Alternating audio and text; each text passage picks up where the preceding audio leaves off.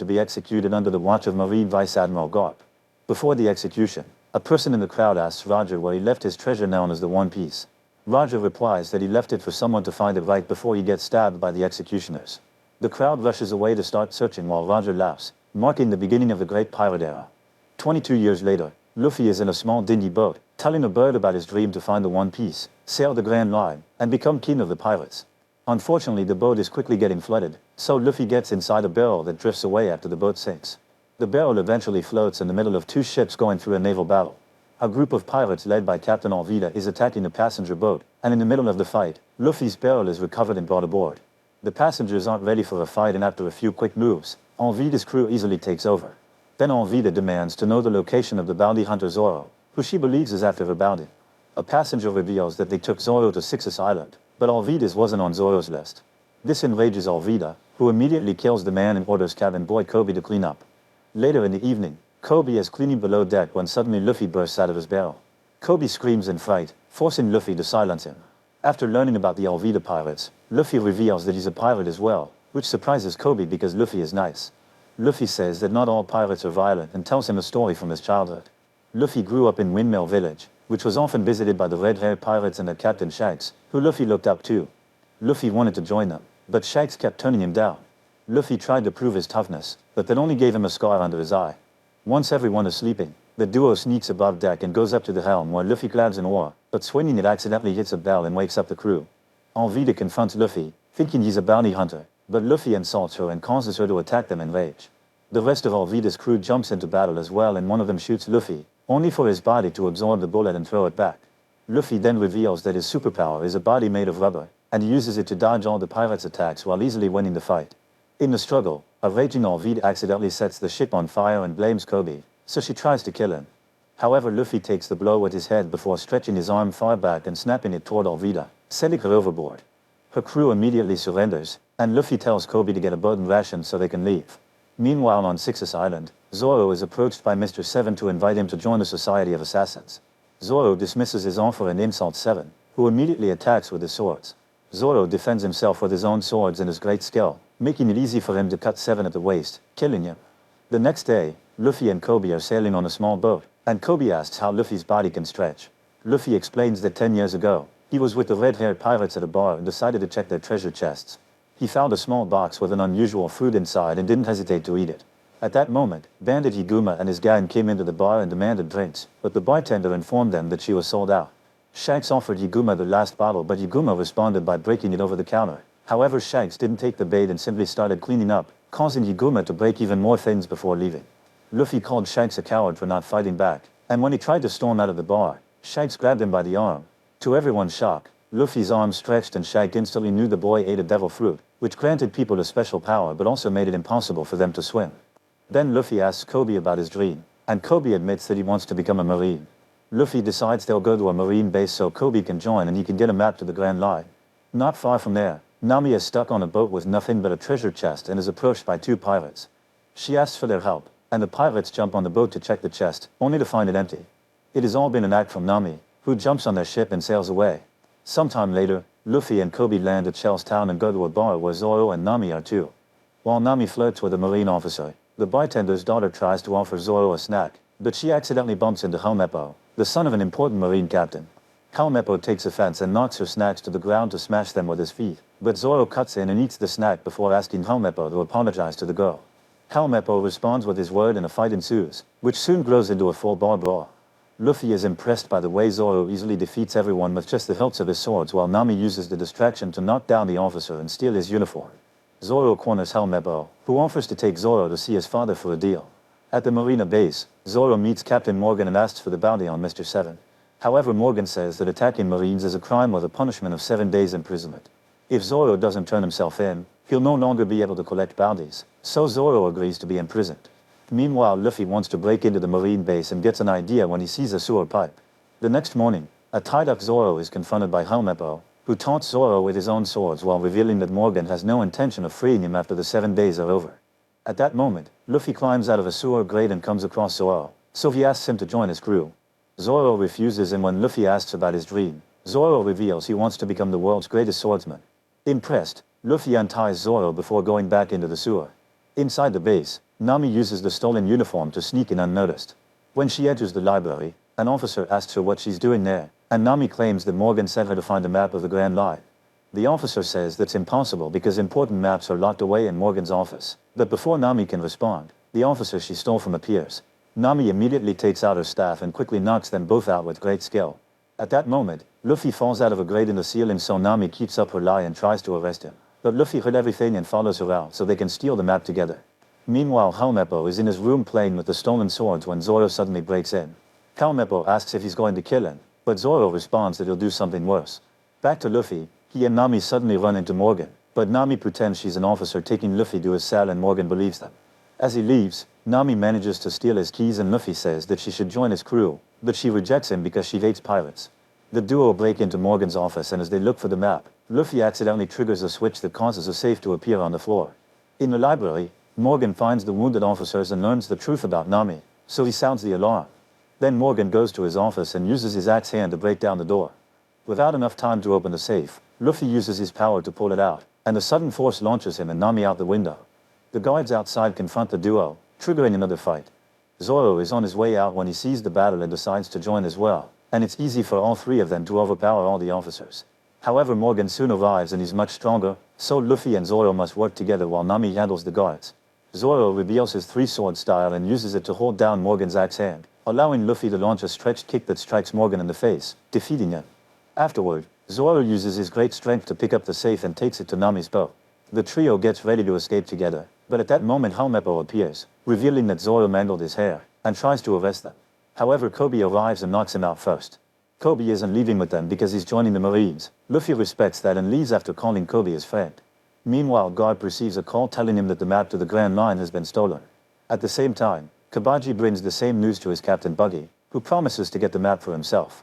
Later on the ship, Luffy thinks about his childhood. One day, while he was testing his powers in the bar, Shanks suddenly arrived with his crew asking for months' worth of rations. Luffy asked him when he'd be returning, but Shanks said he wouldn't. Then Luffy starts bothering Nami while she tries to open Morgan's safe. She pushes Luffy and almost causes his straw hat to blow overboard, so Luffy tells her to not threaten the hat because it's his most cherished possession. After Nami finally opens the safe and finds the map of the Grand Line, they're suddenly attacked by an approaching ship, which fires shots that spread a red gas around them. The gas causes the trio to start losing consciousness, so Luffy makes sure to swallow the map first. Sometime later, the trio wakes up inside a wooden crate, which is soon taken down to leave them in the middle of a circus performance by Buggy's crew.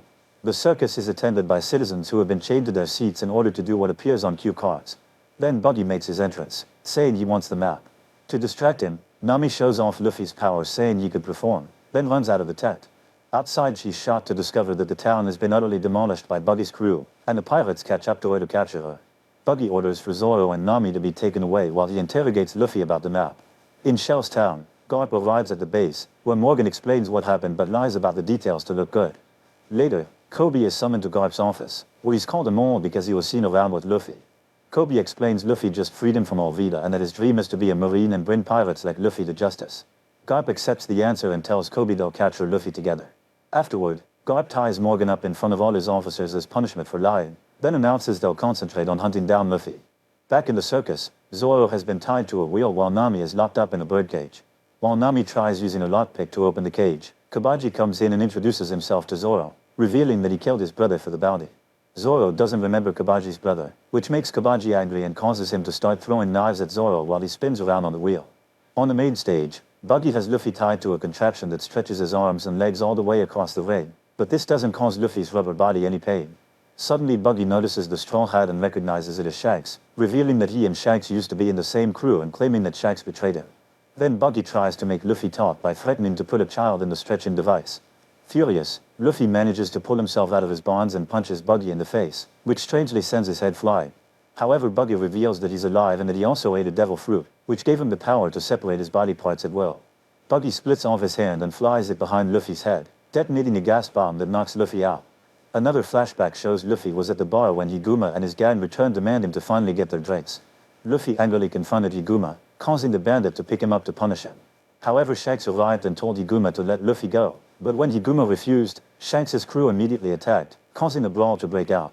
They easily overpowered the bandits, but Higuma used the chaos to escape with Luffy on a boat. In the middle of the sea, a massive monster appeared and hit the boat before eating Higuma. Luffy slowly sank into the sea, but Shanks arrived just in time and pulled him out of the water. Then the monster tried to attack again, but Shanks stared at it with no fear, telling it to get lost. This actually worked, and after the monster left, Luffy noticed Shanks lost an arm, but Shanks said Luffy's safety was more important. In the circus, Luffy wakes up inside a glass tank that is slowly filling up with seawater. In the other room, Kabaji hasn't hit Zoro with his knives yet, but one throw loosens up the ropes. With Kabaji's attention on Zoro, Nami manages to pick her way out of the cage and attacks Kabaji, allowing Zoro to break out of the rope and knock Kabaji out. Then the duo retrieves their weapons and returns to the stage, where Nami frees Luffy from the tank by throwing her staff at it to break it. Luffy spits out the map while coughing the seawater from his lungs, and since he runs to grab his hat first, Buggy is able to take the map. Zoro attacks Buggy, but his sword doesn't do any damage because Buggy just keeps splitting his body. Then Buggy separates his whole body into little pieces and flies them around the tent with great force, overwhelming the trio with a bunch of hits. After defeating Zoro and Nami, Buggy pins Luffy to the ground and pierces through the straw hat. However, Luffy notices some empty chests and tells his friends he's got a plan. The trio starts working together to hit Buggy's various body parts, so they fly into the chests, which Nami then closes, preventing Buggy from reassembling himself. Eventually Buggy is reduced to just his head, hands, and feet, and Luffy stretches both his arms back to hit Buggy very hard, making him fly out of the tent and off the island. Then the trio recovers the map and frees all the citizens. Afterward they get ready to leave, and when the locals say goodbye to them, Luffy remembers the last time he saw Shanks. Before Shanks left, Luffy told him he finally accepted he wasn't ready to be a pirate yet, but one day he would be the best.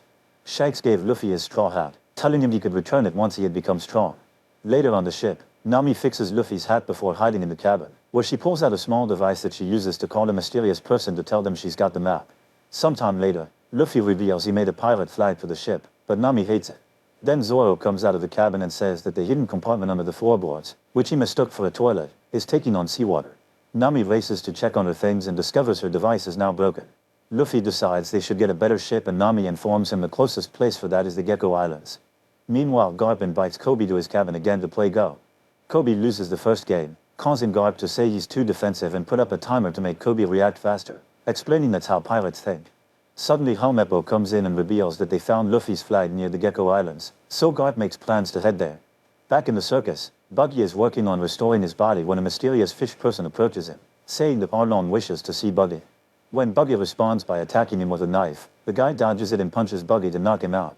Later, Buggy is brought to see Arlong, who demands tribute. Having nothing, Buggy tells Arlong about Luffy and the map, offering his connections to catch him, which Arlong accepts. When the trio arrives at the Gecko Islands, they immediately go to the shipyard, where Luffy instantly falls in love with a huge ship. Suddenly Usopp emerges to tell the trio about it, while a flashback shows that since he was a kid, Usopp would ring the bell and run down the street shouting that pirates are coming to the village. Years ago this caused panic, but eventually the villagers realized he lied and stopped paying attention to him. Usopp tells the trio that the ship isn't for sale, but the whole shipyard is owned by a friend of his, so he takes them to meet her. Soon the group arrives at a giant mansion, where servants Sham and Butchie tell them to leave. However, the owner Kaya arrives with her butler Klahadore and is happy to see her friend Usopp, so she invites everyone to stay for dinner and celebrate her 18th birthday. While the trio tries out new outfits for the dinner, Luffy promises Nami that he'll convince Kaya to give them a ship. Zoro comments that Klahadore looks familiar, but he can't pinpoint why. Meanwhile, Usopp goes to Kaya's room and gives her a birthday present, a rock he claims is a pearl. He also shares another tale of his adventures, which are all lies, but Kaya loves them. Later, Klahadore brings Kaya her tea, which he's made her drink since her parents died and he became her caretaker.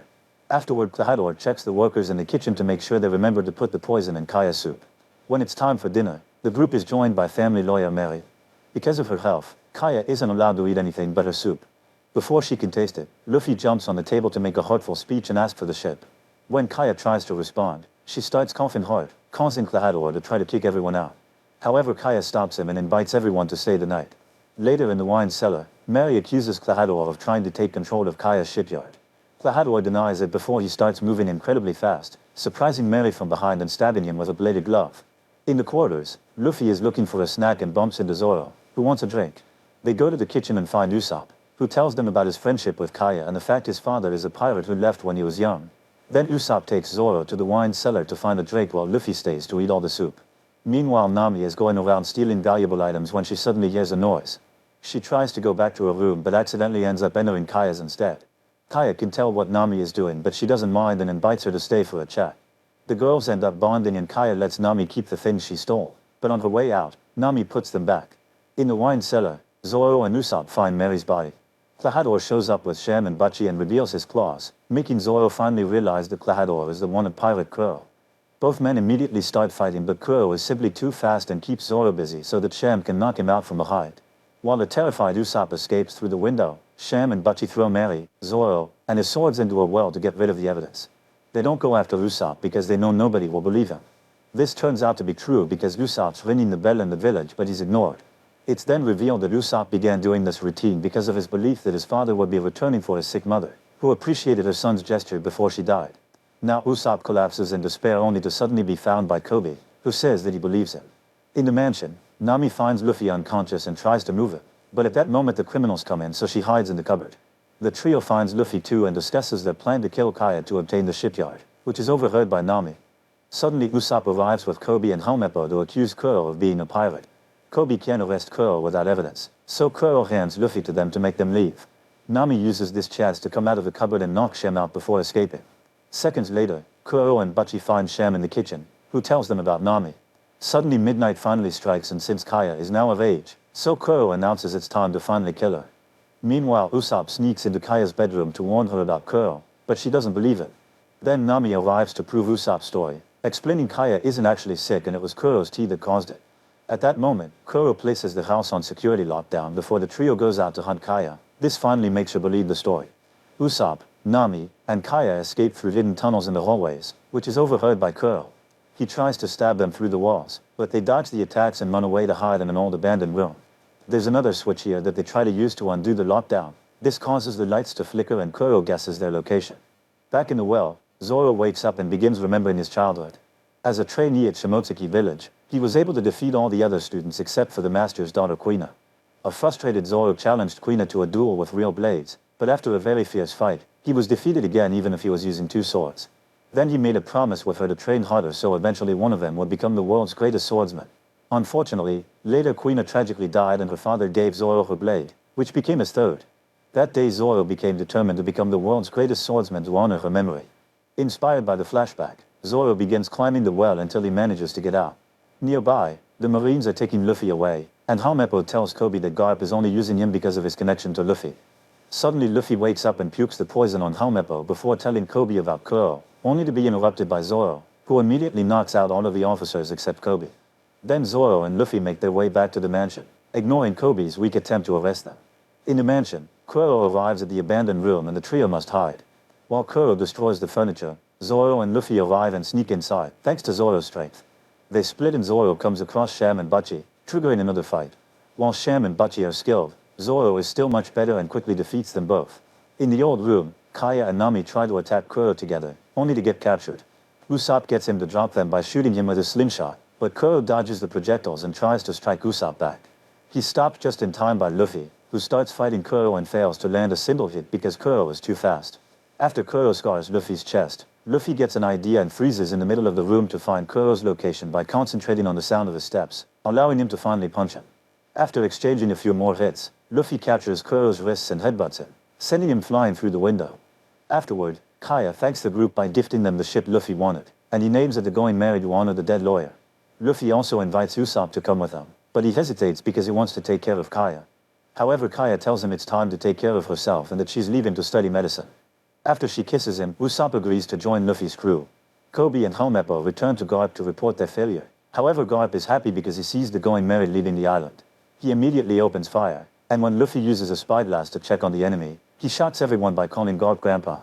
Luffy starts remembering his childhood and how he kept saying he would become a pirate, but Garp would mistreat him and scold him, saying he had to become a Marine. Garp keeps shooting cannonballs and Luffy tries to shoot back, but he fails at using the cannon. Garp tells them to surrender, and when Luffy refuses, Garp throws a cannonball with his own hands, only for Luffy to deflect it with his powers. This destroys the Marine ship's sail, and Kobe pushes Helmeppo away before it gets him. This allows the Going Merry to escape by sailing into the fog. Sometime later, Garp calls the pirate Dracula, who is in the middle of a fight. Garp hires Dracula to hunt down Luffy, and Dracula accepts while defeating his enemies and cutting a ship in half. The enemy leader tries to shoot Dracula, but he cuts down the projectiles with his sword and quickly kills him. Garp's conversation is overheard by Corby, who asks Helmeppo about it. Helmeppo explains Dracula is one of the 7 warlords of the sea, who are pirates too powerful for the Marines to defeat, so they keep them close as useful allies. The warlords do dirty deeds for the Marines in secret, and in return their illegal deeds are ignored. Corby is against these strange morals and goes to talk to Garp about it, but Garp just tells him the world is unfair and Corby must learn to live with that. Meanwhile, Luffy smells food and tells Nami to sail in that direction, eventually finding a seagoing restaurant. While they get a table, in the kitchen Sanji is making a very fancy dish. However, the owner Zeph reminds him they don't do fancy here and sends Sanji to serve tables. On the main floor, two customers are having a fight, so Sanji quickly makes them stop by using his martial arts moves, which impresses Luffy. Sanji takes the group's order and soon they're eating great quantities of food, but Luffy is unable to pay the bill, so Zeph orders him to work as a chore boy for 1 year to pay off his debt. Luffy goes to the kitchen to start washing dishes and takes a taste of Sanji's dish. Meanwhile, Nami is tired of playing nice crew and makes a deal with a sailor to leave alone. Later during Sanji's break, Luffy tells him he loved his dish and asks him about his dream. Sanji explains he wants to find All Blue, the mythical ocean where the 4 seas of the world meet because he can find rare ingredients there. At that moment, the only survivor from Dracula's attack arrives in a bad condition and Sanji immediately feeds him even if he knows Zeph wouldn't approve because the man can't pay. Luffy is impressed again and invites Sanji to join his crew, but he turns him down because he owes Zeph. Soon Dracula also arrives at the restaurant and begins asking about Luffy. Recognizing him as the world's greatest swordsman, Zoro challenges Dracula to a duel at dawn. Meanwhile in the kitchen, Luffy calls Zeph out because he won't let Sanji have his dream and tells him Sanji fed the lost man, which impresses Zeph. The next morning, Nami steals the map and goes to meet the sailor, but she changes her mind and rejoins the others. The group then meets Dracula and a duel starts, but Dracula thinks Zoro is weak and starts fighting with only a small dagger, blocking all of his attacks. However, he's impressed by Zoro's strong will and takes out his actual sword, defeating Zoro in seconds and leaving him gravely wounded. Fascinated by the group, Dracula decides not to capture them and leaves. The group brings an unconscious Zoro inside the restaurant and Luffy asks for a doctor, but Zeph volunteers to treat the wound himself using his cooking skills. Meanwhile, Dracula meets with Garp and tells him he let Luffy go before reminding him he's the one in control, which is overheard by Kobe. After Dracula leaves, a furious Garp destroys his office. In the restaurant, Luffy asks Sanji how he met Zeph. It turns out Zeph used to be a pirate, and his crew attacked the ship where young Sanji was working as a cook. Zeph entered the kitchen and Sanji tried to stop him from touching the food, but at that moment, a huge wave sank the ship. Moments later, Sanji woke up to discover he and Zeph were stranded on a rock outcropping high above the sea. Zeph brought 2 bags of food from the ship and gave Sanji one, keeping the bigger one before sending the boy to the other side of the rock.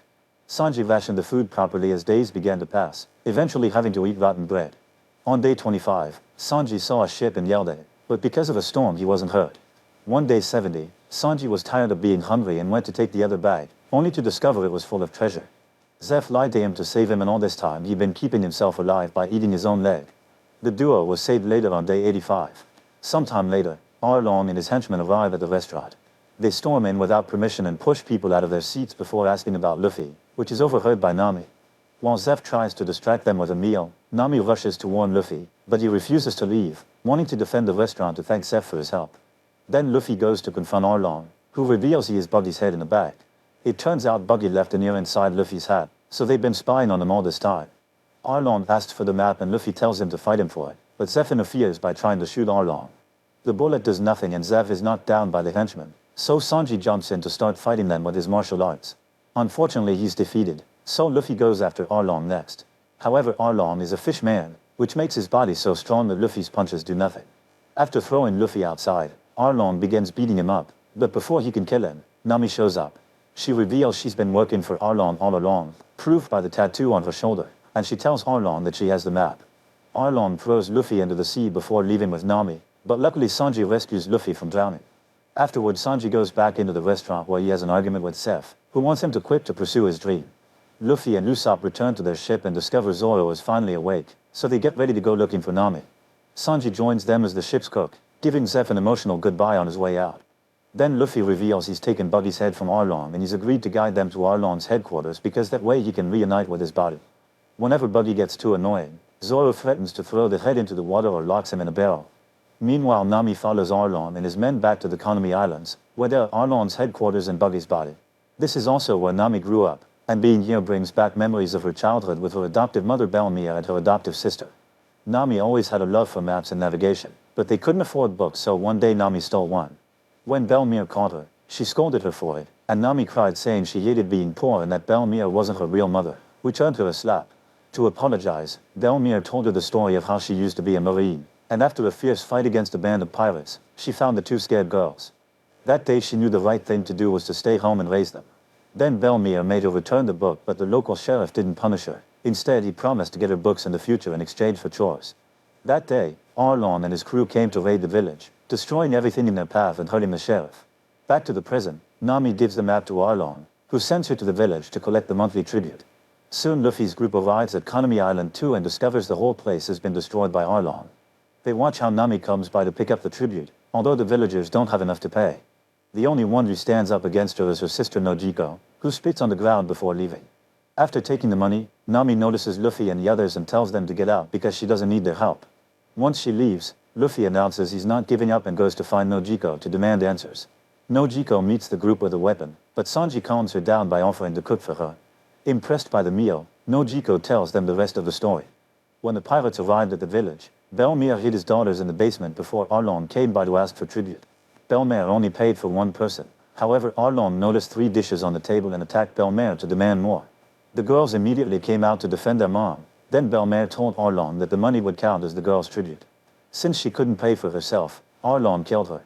After hearing the story, Luffy is even more sure that Nami can't be bad and something is going on. Meanwhile, Nami returns to Arlon, who is having a party. She wants to talk about their deal, but they're suddenly interrupted by Marine Captain Nezumi, who has come to pick the usual bribe that will make him ignore Arlon's crimes. Nami overhears it all, and after Nezumi leaves with his money, she tells Arlon she's finally got enough cash to end their deal, and Arlon accepts. However, after Nami leaves to retrieve the money, Arlon sends Nezumi after her. Then Nami goes to her mother's grave to dig out a chest full of all the things she's stolen through the years. Nojiko finds her and calls her out for disrespecting their mother, so Nami finally confesses the truth. After their mother's death, Nami went to see Arlon, and they made a deal. Arlon would sell the village back to her for 100 million, and in exchange, Nami became his cartographer. Nojiko finally understands that Nami has been trying to save the village all along and the sisters reconcile, only to suddenly be interrupted by Nezumi, who confiscates Nami's treasure because it's stolen property. Since Nezumi knows exactly the amount of money she has, Nami realizes Arlon sent him to prevent her from liberating the village.